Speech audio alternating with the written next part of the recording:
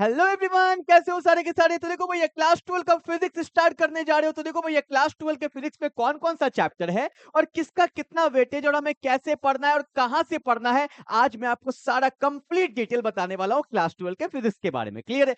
तो देखो भैया, क्या होने वाला है कि क्लास 12 का जो फिजिक्स का जो हमारा चैप्टर्स है ना, उसको यूनिट वाइज बांट दिया गया है, जिससे जहां पे जिस कंसेप्ट का जो टॉपिक होगा उसको एक यूनिट में रखा गया है। तो देखो भैया, सबसे पहला यूनिट हमें क्या पढ़ना है, तो सबसे पहला यूनिट का नाम है electrostatic and the current electricity.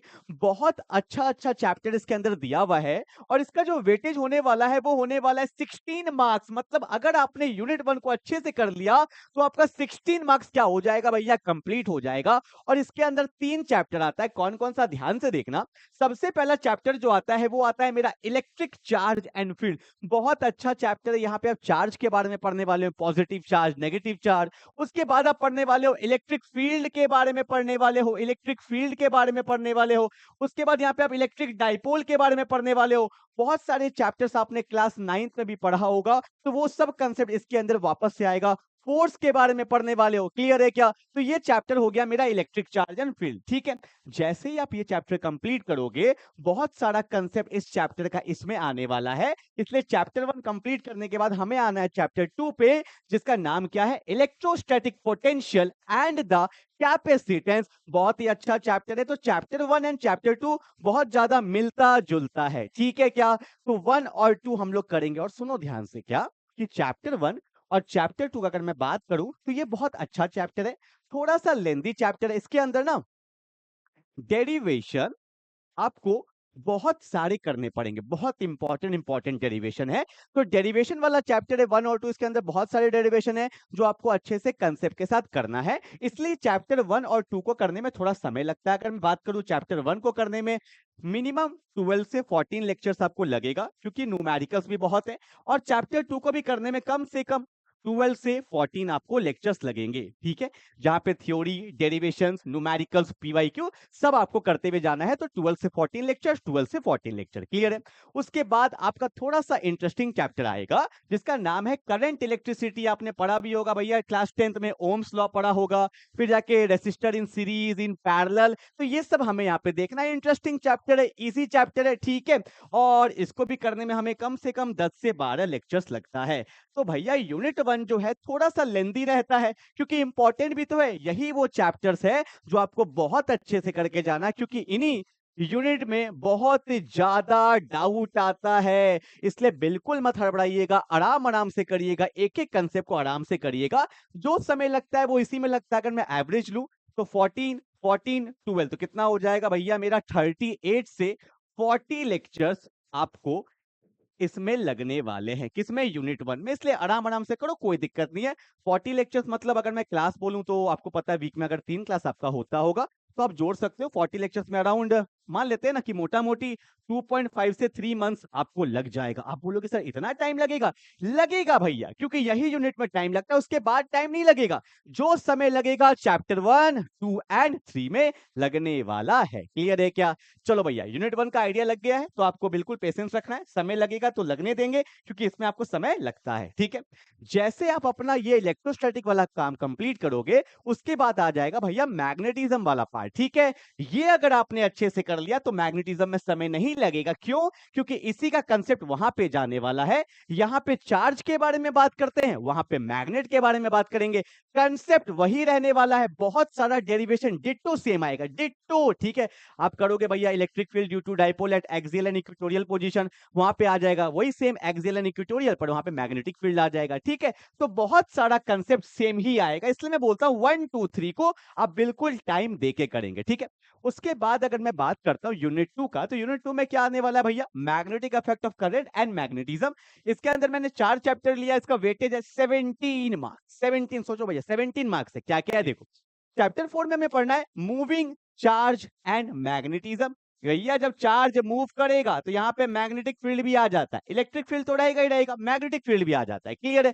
तो पढ़ेंगे मूविंग चार्ज एंड मैग्नेटिज्म, और उसके बाद पढ़ेंगे मैग्नेटिज्म एंड मैटर। बहुत छोटा चैप्टर है, बहुत छोटा चैप्टर है, तो इसको करने में आपको ज्यादा समय बिल्कुल भी नहीं लगेगा। मेरे को लगता है, अगर मान लेता हूं इसमें बायो सवार्ट्स लॉ, ये सब थोड़ा इंपॉर्टेंट लॉ है, तो 10 से 12 लेक्चर्स इसमें मान लो आप। ठीक है, और इसमें तो बहुत कम समय लगता है, मान लो ना 3 से 4 लेक्चर्स इसमें आपको लगने वाला है, ठीक है ना। तो ये चैप्टर अच्छा है, मैग्नेटिज्म एंड मैटर में बहुत कम समय लगेगा।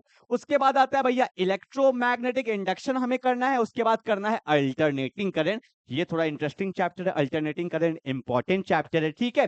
तो magnetic effect of current and magnetism में हमें 4 चैप्टर करना है, जिसका वेटेज कितना है 17 मार्क्स। इलेक्ट्रोमैग्नेटिक इंडक्शन में आप मान सकते हो 6 से 7 लेक्चर्स हमें लगने वाले हैं, ठीक है। और अल्टरनेटिंग करंट में भी हमें 6 से 7 लेक्चर्स लगते हैं। तो ये मैंने आपको बता दिया किसमें कितना लेक्चर्स लगने वाला है और किसका क्या वेटेज रहने वाला है, ठीक है। आप बोलोगे सर चैप्टर वाइज वेटेज नहीं होता है क्या? अगर मैं आपको बताऊं तो वेटेज ना यूनिट वाइज होता है, ठीक है। अब कभी फिक्स नहीं रहता है, कभी कभी मान लो इससे 6 से 7 मार्क्स का आ जाता है, कभी इससे 4 to 5 मार्क्स का आ जाता है। तो फिक्स नहीं है, पर हाँ यूनिट फिक्स है कि भैया इस पूरे यूनिट से 17 मार्क्स का क्वेश्चन आएगा, ठीक है ना। तो ये था मेरा यूनिट नंबर 2। बात करते हैं यूनिट नंबर 3। देखो यहां तक अगर मैं बात करूं तो आपको पता होगा फिजिक्स का 2 पार्ट है। पार्ट 1 है मेरे पास और क्या है, पार्ट 2 है, ठीक है। तो पार्ट 1 में चैप्टर नंबर 1 से लेकर चैप्टर नंबर 8 तक दिया हुआ है, और उसके बाद यहाँ पे पार्ट 2 में चैप्टर नंबर 9 से चैप्टर नंबर 14 तक दिया हुआ है, ठीक है। टोटल 14 चैप्टर्स हमें पढ़ने होते हैं, ठीक है। तो पार्ट 1 जो है ये बहुत लोग को टफ लगता है, ऑब्वियस सी बात है, लगना भी चाहिए, बहुत इंपॉर्टेंट चैप्टर है, लेंदी लेंदी चैप्टर, जैसे देखो ये सब पार्ट 1 का है। तो पार्ट 1 में समय लगता है, बिल्कुल लगेगा, और लगने ही देना। क्यों? अगर मैं बात करता हूं कि अगर आपको पार्ट 1 में लग रहा है 5 मंथ्स लग रहा है, तो मैं आपको बताऊं पार्ट 2 में आपको 3 मंथ्स ही लगेगा, ठीक है। क्योंकि पार्ट 1 थोड़ा लेंदी है, समय लगता है, ठीक है ना। तो जो मेहनत करना है आपको पार्ट 1 में ही करना है। तो ये मैंने बता दिया कि भैया यूनिट 2 में क्या होने वाला है, क्लियर है। उसके बाद बात करते हैं unit 3, very very interesting part. इसी का बहुत लोग वेट करते हैं कि सर कब स्टार्ट होगा हमारा पार्ट 2, क्योंकि ये सब आप पढ़ चुके होते हैं। देखो यहाँ पे कौन है भैया, इलेक्ट्रोमैग्नेटिक वेव्स। आपने सुना होगा ना, रेडियो वेव्स, गामा रेज, ठीक है, एक्स रेज, ठीक है। यहाँ पे जितने भी इलेक्ट्रोमैग्नेटिक वेव्स होते हैं उनके बारे में पढ़ना है, कॉस्मिक रेज, ठीक है। उसके बाद भैया 10th का देखो रे ऑप्टिक्स आ गया, रिफ्लेक्शन रिफ्रैक्शन पढ़ेंगे, प्रिज्म के बारे में पढ़ेंगे, ठीक है। और कुछ ऑप्टिकल इंस्ट्रूमेंट के बारे में पढ़ेंगे, टेलीस्कोप हो गया, माइक्रोस्कोप हो गया। और उसके बाद आता है हमारा वेव ऑप्टिक्स। ये बड़ा इंटरेस्टिंग पार्ट होता है, चैप्टर 8, चैप्टर 9, चैप्टर 10। इसका वेटेज जो है वो 18 मार्क्स होने वाला है और बहुत जल्दी हो जाता है। ईएम वेव्स में आपको बताऊं 2 से 3 क्लास, ज्यादा ही बोल दिया, 2 से 3 क्लास में ईएम वेव्स खत्म हो जाता है। रे ऑप्टिक्स अगर मैं बोलूं तो 8 से 10 लेक्चर्स में आपका ये खत्म हो जाएगा, और 6 से 7 लेक्चर्स में आपका वेव ऑप्टिक्स खत्म हो जाता है, ठीक है। तो ये बड़ा इंटरेस्टिंग पार्ट होता है, पढ़ने में मजा भी आता है। वैसे तो 12 से 14 लेक्चर्स लगते हैं, पर मजा आता है पढ़ने में, तो ये जल्दी खत्म होने लगता है, क्लियर है ना। चलो भैया आगे बढ़े। यूनिट 3 मैंने आपको बता दिया 18 मार्क्स से। उसके बाद आता है atom, nuclear and dual nature. सबसे ज्यादा स्कोरिंग, सबसे ज्यादा स्कोरिंग, मतलब अगर मैं आपको सही बताऊं ड्यूअल नेचर ऑफ रेडिएशन, ठीक है। अगर आपने पढ़ा होगा क्लास 11 के केमिस्ट्री में ना एटॉमिक स्ट्रक्चर, तो ये पूरा वही दिया हुआ है, ठीक है। ड्यूअल नेचर ऑफ रेडिएशन करने में कितना लगेगा, 2 से 3 क्लास, बहुत हो गया, ठीक है। एटम्स 1 से 2 क्लास, ठीक है भैया। न्यूक्लियाई 1 से 2 क्लास, बहुत हो गया। तो आप करना चाहो तो भैया इसको तो तुरंत 12 नंबर तो फिजिक्स में तुरंत आ जाता है, क्लियर है। बहुत छोटा चैप्टर, देखो ना कितना कम समय लग रहा है। तो जो समय लगता है वो पार्ट 1 में ही लगेगा, उसके बाद कहीं कोई दिक्कत आने वाला नहीं है, क्लियर है।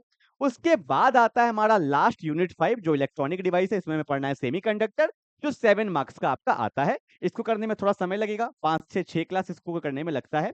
And that's all about the physics, जहां पे आपको चैप्टर नंबर 1 से लेकर 14 तक आपको जाना है। और ये मैंने वेटेज वाइज आपको पूरा फिजिक्स का बता दिया, कितना चैप्टर्स है और किसमें हमें क्या क्या पढ़ना है, क्लियर है। अब देखो मैं बताता हूँ, यहाँ पे हमारा स्कैनर है, क्लास 12 का फिजिक्स का हमने बना दिया है। इसको स्कैन कर लेंगे तो आप ग्रुप में पहुंच जाएंगे, जहां पे आपको हर दिन लेक्चर्स, जो फिजिक्स के डिटेल्स है। अब देखो मैंने आज आपको चैप्टर बताया, अगला क्लास में बताऊंगा कि कौन कौन से बुक से पढ़ना है, कौन कौन से क्वेश्चन से करना है, कहाँ करना है, कैसे करना है, क्या स्ट्रैटेजी रहेगा, पहले किसको फॉलो करेंगे। तो अगला वीडियो में मैं आपको बताने वाला हूं। तो वीडियो मिलेगा कैसे, स्कैन कर लीजिए, यहाँ पे हमारा जो कोर्स आएगा उसके बारे में डिटेल्स मिल जाएगा, जो वीडियो लेक्चर्स आएंगे उसके बारे में आपको मिल जाएंगे, जो पीवाईक्यू सीरीज आएगा उसमें आपको मिल जाएगा, वन शॉट आएगा वो आपको मिल जाएगा। तो भैया स्कैन कर लेंगे ना, एक ग्रुप में ऐड ही तो होना है, इसको भैया ज्वाइन कर लेंगे। इसको मैं मिटा देता हूँ, ठीक है।